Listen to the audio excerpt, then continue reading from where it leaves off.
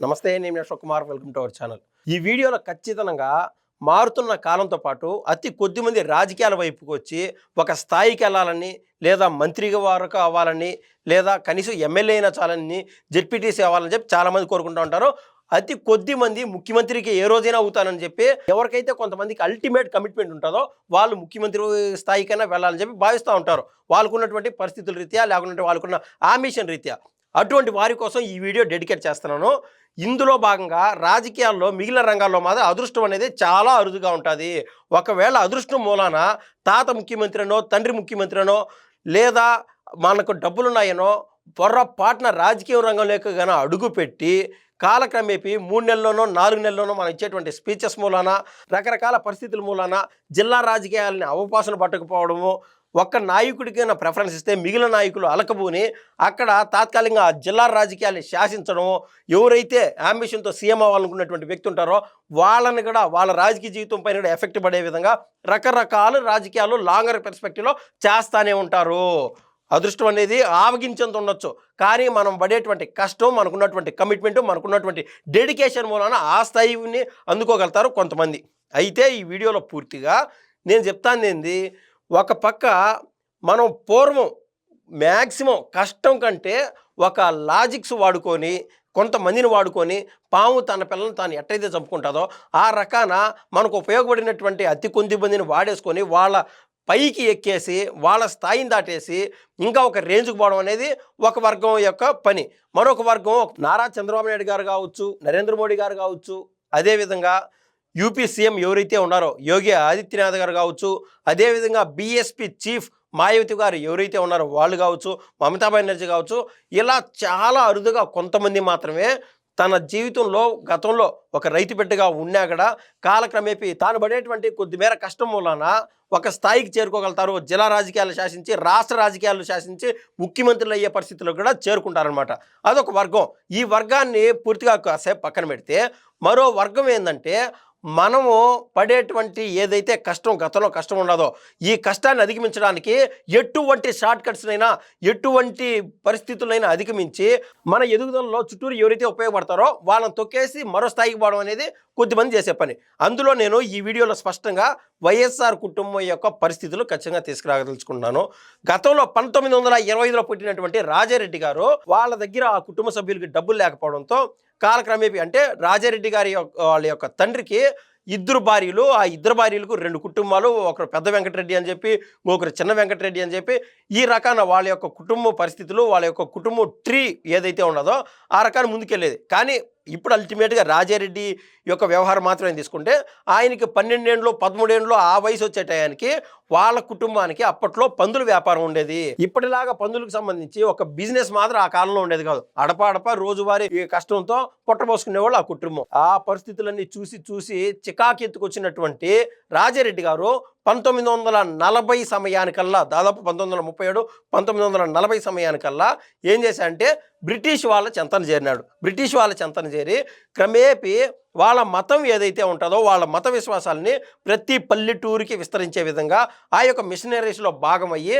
వాళ్ళకు ఎవరైతే బ్రిటిష్ వాళ్ళకి కావాల్సినటువంటి పంది మాంసం అరేంజ్ చేయడము, ఇంకా ఏదైతే లోకల్లో కావాల్సినటువంటి అడపాడప అవసరాలు అరేంజ్ చేయడము, ఆ రకంగా ఈయన బ్రిటిష్ వాళ్ళ యొక్క మన్నలను చొరగొన్నాడు అనమాట. ఆ రకంగా ఆయన కాలం అంటూ వెల తీసుకుంటూ వచ్చాడు. సో ఆయన పడినటువంటి కష్టము వాళ్ళ కొడుకైనటువంటి రాజశేఖర రెడ్డి గారు పడకూడదని చెప్పి ఆయన్ని మెడిసిన్ చదివించడం జరిగింది. ఈ గ్యాప్లో దాదాపు 1983 1984 ఆ సమయానికల్లా ఏదైతే కడప జిల్లా కేంద్రంగా వరల్డ్ ఫేమస్ అయినటువంటి వెరైటీస్ ఉన్నాయో, మంగంపేట వెరైటీస్, దానిపైన కన్నుబడింది రాజారెడ్డి గారికి. ఎన్ని రోజులు ఈ మాదిరి చిన్న చితక వ్యాపారాలు చేసుకుంటూ పోతామని చెప్పి అక్కడ కన్నుబడడంతో ఆయనకు సంబంధించినటువంటి 20 మంది టీము కూలి పని చేసే వాళ్ళని తీసుకుపోయి వాళ్ళకు మేస్త్రిగా మెలిగినటువంటి రాజారెడ్డి గారు క్రమేపీ ఏం చేశాడు, అక్కడ మైనింగ్ ఓనర్స్ ఎవరైతే ఉండారో ఆ ఓనర్స్ దగ్గర మంచి పేరు సంపాదించి నెమ్మదిగా ఆయన ఒకవేళ మైనింగ్లో ఉన్నా లేకున్నా కూడా ఈయన రాజారెడ్డి అంతా తానే చూసుకునేవాడు. అంటే ఆ యొక్క ఫీల్డ్లో కూడా ఒక స్థాయికి చేరుకున్నాడు. అయితే ఆ యొక్క ఏదైతే ఆయనకు వచ్చేటువంటి ఇన్కమ్ సరిపోకనో ఎందుకో ఏమో జరిగింది. దాని డెప్త్ ఇంకా సిబిఐ ఇన్వెస్టిగేషన్లు ఇవన్నీ జరిపినటువంటి ఆ కాలంలోటి ఇప్పటికే మన భారతదేశంలో లక్షల కేసులు మూలుగుతున్న చందాన అటువంటి కేసులన్నీ నీరు గారిపోయినాయి. ఎన్నోసార్లు తెలుగుదేశం పార్టీ వాళ్ళు పార్లమెంట్ సాక్షిగా గతంలో ఏం జరిగింది రాజారెడ్డి కాలంలోనో, రాజశేఖర రెడ్డి గారు చేసినటువంటి దురాఘాతాలు ఏంది, అవినీతి చరిత్ర ఏంది, 2004 నుంచి 2009 వరకు అన్ని చాలా పుస్తకాలు విడుదల చేసినటువంటి ఆ పుస్తకాల్లో ఖచ్చితంగా రాజారెడ్డి గారి ప్రస్తావన కూడా ఉంది. అక్కడ ఏదైతే మనం చెప్పినటువంటి మైనింగ్ వెరైటీస్ అన్నామో ఆ యొక్క ఓనరు ఉన్న పళ్ళంగా లోకంలో లేకుండా పోయినాడు అనమాట. అంటే ఎవరో తుదిముట్టించారు. ఎవరు తుదిముట్టించారనే దానికంటే ఒక 10-15 రోజుల్లోపు ఏం జరిగింది, ఆ మొత్తం మైనింగ్కి ఓనరు వైఎస్ రాజారెడ్డి అయి కూర్చున్నాడు. తర్వాత కాలంలో ఇదే వైఎస్ రాజారెడ్డి గారు బళ్ళారిలో గన్లు వ్యవహారంలో అడుగుపెట్టడం, అక్కడ డబ్బులు తండోపతండాలుగా సంపాదించుకోవడము, ఇంకా ఈయన సంపాదించిన డబ్బు అంతా తన పెట్టుబడి ఎవరైతే ఉన్నారో తన వారసుడు అయినటువంటి రాజశేఖర రెడ్డి గారి పైన పెట్టుబడి పెట్టడం మొదలుపెట్టారు. రాజశేఖర రెడ్డి మెడిసిన్ చదువుల కోసం ఆయన ఖర్చు పెట్టుకుంటా ముందుకెళ్ళినారు. ఏది ఏమైనా కూడా ఈ మొత్తం గ్యాప్లో వైఎస్ రాజారెడ్డి గారు పులివెందుల కేంద్రంగా ఒకానొక సమయంలో సర్పంచ్ అవడము, పులివెందుల రాజకీయాలు శాసిస్తూ ఉండడం ఈ రకాన్ని జరిగిపోయింది. ఈ మొత్తం వ్యవహారంలో మనం బాగా గమనిస్తే రాయలసీమ ఫ్యాక్షన్ చరిత్రలో అనేక మంది పెద్ద పెద్దోళ్ళు ఉన్నారు. ఒక పక్క చల్లార ఫ్యామిలీ కావచ్చు, లేకుంటే భూమా ఫ్యామిలీ కావచ్చు, మరో పక్క పరిటాల ఫ్యామిలీ కావచ్చు, లేకుండా ఉంటే సానేవారి ఫ్యామిలీ కావచ్చు, ఇలా జేసీ దివాకర్ రెడ్డి వాళ్ళ ఫ్యామిలీ కావచ్చు, ఇలా అనేక మంది చాలామంది ఏ యొక్క నియోజకవర్గాల్లో వాళ్ళదే ప్రథమంగా వాళ్ళ యొక్క అధికారం ఉండాలని చెప్పి భావించేవాళ్ళు. ఒక జనరల్గా సహజంగా ఆ ఆధిపత్యం మూలాన ఏదైతే జేసీ దివాకర్ రెడ్డి గారి నియోజకవర్గం తాడిపత్రి ఉన్నదో దానికి అనుకున్నటువంటి పులివెందలకి అదేవిధంగా తాడిపత్రికి ఎప్పుడు కూడా ఈ పులివెందలకి తాడిపత్రికి మధ్య పచ్చగిడ్డేస్తే బగ్గుమనేలాగా డి అంటే డి అనేటువంటి వాతావరణం ఉండేది. ఏ విధంగా అయినా సరే రాజశేఖర రెడ్డి కానీ రాష్ట్ర రాజకీయాల్లో ఏ విధంగా అయితే బాలకృష్ణ గారి సినిమా అయినటువంటి లెజెండ్లో జగపతి బాబు గారిని సీఎంగా చూసుకోవాలని వాళ్ళ నాయన భావిస్తాడో ఆ రకం రాజారెడ్డి గారు ఎప్పటికైనా తన బిడ్డైనటువంటి రాజశేఖర రెడ్డి గారిని సీఎంగా చూడాలని నేను భావించేవాళ్ళు అనమాట. అందుకు గాను పక్కనే ఉన్నటువంటి రాజారెడ్డి యొక్క కుటుంబానికి అతి సమీపంలో ఉన్నటువంటి తాడిపత్రి రాజకీయాలు శాసిస్తున్నటువంటి జేసీ దివాకర్ రెడ్డి అదేవిధంగా ఆయన అనంతపురం రాజకీయాలు కూడా శాసించేవాళ్ళనమాట. ఈ జేసీ దివాకర్ రెడ్డి గారిని ఇబ్బంది పెట్టేసేయాలా, ఆయన రాజకీయాల్లో ఎదగకూడదని చెప్పి ఆయన ఫ్యామిలీతో ఎప్పుడు కొట్లాడేవాడు.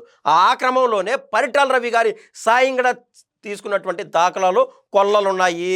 ఆ రకంగా పరిటాల రవి గారు సాయం తీసుకోవడం, ఆ కాలక్రమేపీ తాడిపత్రిలో జేసీ దివాకర్ రెడ్డి గారు ఒకనొక సమయంలో పోటీ చేయకపోవడం, ఇలాంటి రాజకీయాలన్నీ జరిగిపోతూ వచ్చాయి. అయితే వన్స్ రాజశేఖర రెడ్డి గారు రాజకీయాల్లో అడుగుపెట్టిన తర్వాత 1978 తర్వాత ముందు రాజశేఖర రెడ్డి గారు టర్మ్ మొదలైపోయింది. రాష్ట్ర రాజకీయాల్లో ఇమ్మలేనటువంటి రాజశేఖర రెడ్డి గారు కాంగ్రెస్ అనేది సపరేట్ పార్టీ పెట్టి కాంగ్రెస్ ఐ అని పార్టీ పెట్టాడు, ఇందిరా కాంగ్రెస్ అని చెప్పి. ఆ కాలంలో కానీ ఆ యొక్క పార్టీ పెట్టిన తర్వాత కూడా రాజశేఖర రెడ్డి గారు అక్కడ ఇమ్మలేక మళ్ళీ తిరిగి కాంగ్రెస్ పార్టీలోకి రావడం, ప్రతి ఒక్క దాంట్లోనూ రాజారెడ్డి గారు సలహాలు తీసుకొని ముందుకు పోయేవారు. ఒక్కగాని ఒక సమయంలో 1990లో ఏదైతే పాతబస్తీ కేంద్రంగా ఇరు మతాలకి, ఒక హిందూ మతానికి ముస్లిం మతానికి మధ్య విద్వేషాలు రెచ్చగొట్టి అక్కడ గొడవలు పడి ఆ కాలంలో రాష్ట్ర రాజకీయాల్లో అనిశ్చితి తీసుకురావాలని చెప్పి రాజశేఖర రెడ్డి గారు ప్రయత్నం చేసినటువంటి ఆ దాఖలాలు స్పష్టంగా కనిపిస్తాయి. ఇదే కాక 2004కి మునుపు, అంటే 2004కు ముందు ఒక పక్క సివిఎన్ గారు ఇక్కడ అధికారంలో ఉన్నారు. ఆ సమయంలో ఎవరైతే కాంగ్రెస్ పార్టీలో ఉద్దండ పెండాలు ఉన్నారో, ఒక పక్క నెల్లూరు నుంచి నేదురుమల్లి జనార్దన్ రెడ్డి గారు కావచ్చు, ఒక పక్క హైదరాబాద్ కేంద్రంగా పి జనార్దన్ రెడ్డి గారు కావచ్చు, మరో పక్క జానారెడ్డి గారు కావచ్చు, ఇంకా డి శ్రీనివాస్ గారు కావచ్చు, ఇంకా ఎంఎస్ఆర్ కావచ్చు, ఇలాంటి వాళ్ళు కోట్ల విజయభాస్కర్ రెడ్డి కావచ్చు, అనేక మంది రాష్ట్రంలో కాంగ్రెస్ పార్టీ నుంచి సీఎం ఆస్పిరెంట్స్గా ఉన్నారు. వీళ్ళందరినీ ఏ విధంగా తొక్కేయాలని చెప్పి రాజశేఖర రెడ్డి గారు పాదయాత్ర మొదలుపెట్టారు. పాదయాత్ర మొదలు పెట్టడం అనేది ఒక అద్భుతమైన ఉద్దేశం. ఆ రకంగా లీడర్షిప్ నిలబెట్టి చేసుకుంటే బాగానే ఉండు. దానికంటే మునుపు ఎంఎస్ఆర్ గారిని రాష్ట్రంలో పిసిసి అధ్యక్షుడు చేసే దాంట్లో రాజశేఖర రెడ్డి గారు కీలక పాత్ర వహించారు. అక్కడ దాకా కూడా బాగానే ఉండదు. అయితే ఆ రోజున సీఎం అయ్యేదానికి ఒకే ఒక అవకాశం కాంగ్రెస్ పార్టీ నుంచి ఎవరికైనా ఉన్నదంటే పీజేఆర్ గారికి అద్భుతంగా ఉండేది. ఇటువంటి పీజేఆర్ని ఆ రాజకీయాల నుంచి తొలగించాలా, కాంగ్రెస్ పార్టీ నుంచి బయటికి దోసేయాలని చెప్పి రాజశేఖర రెడ్డి గారు ఏం చేశారో కుట్రబన్ని ఆ రోజున కాంగ్రెస్ పార్టీలో అనిశ్చితి తీసుకొచ్చి వాయరార్ రవి అని కాంగ్రెస్ పార్టీ ఇన్ఛార్జ్ దగ్గర ఆయన ప్రసన్నం చేసుకొని పీజేఆర్ గారిని నెమ్మదిగా కాంగ్రెస్ పార్టీని సస్పెండ్ చేసేశారు. అది రాజశేఖర రెడ్డి గారు ఎవరైతే అనుకుంటారో పాము తన పిల్లలు తాను చంపుకున్నట్టు పీజేఆర్ గారిని కాంగ్రెస్ పార్టీ నుంచి సస్పెండ్ చేసి రాజశేఖర రెడ్డి గారు ఆ రోజున తాత్కాలికంగా లబ్ధి పొందినటువంటి సంగతి మనకు బాగా తెలుసు.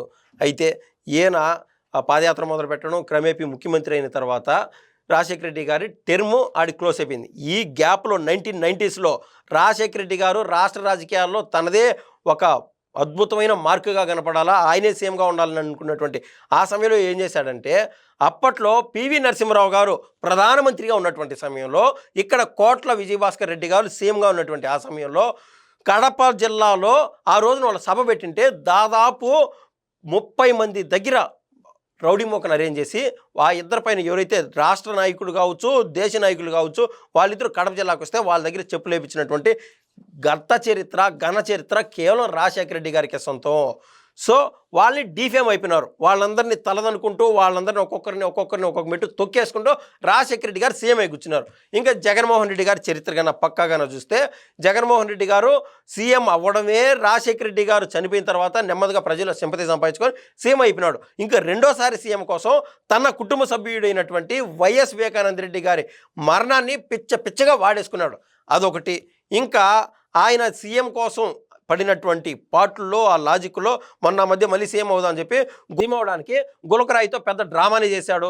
అంతకంటే ముందు 2019లో సీఎం అవడానికి మెయిన్ కారణం ఎవరైనా ఉన్నారంటే, ఒక దళిత బిడ్డ అయినటువంటి శ్రీనివాస్ని వాడుకొని ఎయిర్పోర్ట్లో ఇక్కడ కేవలం ఒక ఆవగింజంత గీత గోపించుకొని ఆడ రక్తం కారితే దాన్ని పెద్ద ఏది శస్త్రచికిత్స చేసినట్టు ఒక పక్క హైదరాబాద్ పోయి ఆడ 3-4 రోజులు రెస్ట్ తీసుకొని ఈ రకాన్ని చేసినాడు జగన్మోహన్ రెడ్డి గారు. ఎక్కడైనా సరే, ఏ విధంగా అయినా సరే, ఏడైనా మరణాలు కన్నా కనిపిస్తే దాన్ని వాడుకొని ఆయన సీఎం అవడానికి ఆయన ఇప్పటికీ కూడా ఆయన వేచి ఉన్నాడనేది సుస్పష్టం. ఈ రకాన ఈ ఫ్యామిలీ ఎవరైతే ఉన్నారో, రాజారెడ్డి గారు కావచ్చు, తర్వాత కాలంలో రాజశేఖర రెడ్డి గారు కావచ్చు, వాళ్ళ పక్కన్నటువంటి అతి సన్నిహితులు, వాళ్ళ కుటుంబ సభ్యులు కావచ్చు, లేదంటే ఆ పార్టీ వ్యక్తులు కావచ్చు, వాళ్ళని గట్టిగా వాడేసుకొని రాష్ట్ర రాజకీయాల్లో ఒక వెలుగు ఉండాలని చెప్పి వీళ్ళ దృక్పథంగా మనకైతే స్పష్టంగా కనిపిస్తుంది. ధన్యవాదాలు.